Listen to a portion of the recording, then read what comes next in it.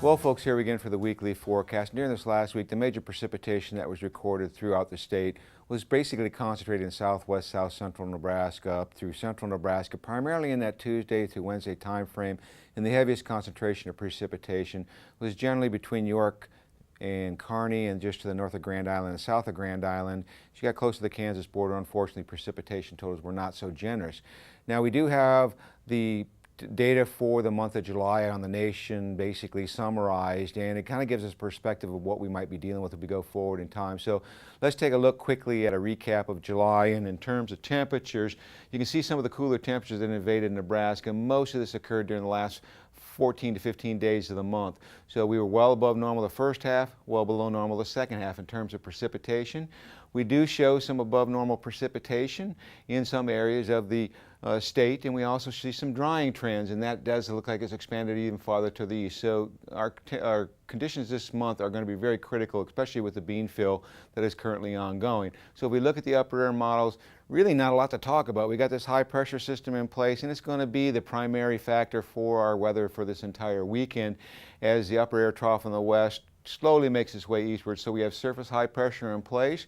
We're going to see some very nice conditions this weekend, and if you like the warmth and no precipitation, Nebraska is the place to be. We'll see temperatures in the upper 80s to low 90s statewide, and then by tomorrow we'll see that ridge slowly starting to drift toward the east. The surface high pressures move a little bit more toward the east-southeast, and that may allow some late-day moisture to start making its way up into our region, but it may be intercepted by a wave moving down through Texas. Heavy precipitation expected in this region. And then as we get into Monday, that high-pressure system once again begins to slide a little bit farther toward the east. High pressure is firmly in control. We do show a little surface low up to our north, and that's going to be associated with that wave trying to move across the northern plains, but it's moisture-starved. Main ingredients for precipitation still remain down in Texas.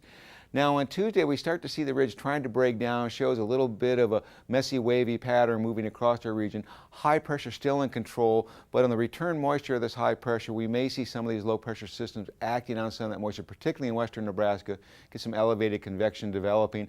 And then as we go on the day on Wednesday, we see that messy upper air pattern start to slide toward the Great Lakes. High pressure still firmly in control. There are signs that we may see some scattered convection across the central United States. The best area southeast Nebraska, and even now I'm not very confident simply because we don't have a lot of moisture to work with at the surface, and then the ridge starts to rebuild back in on Thursday.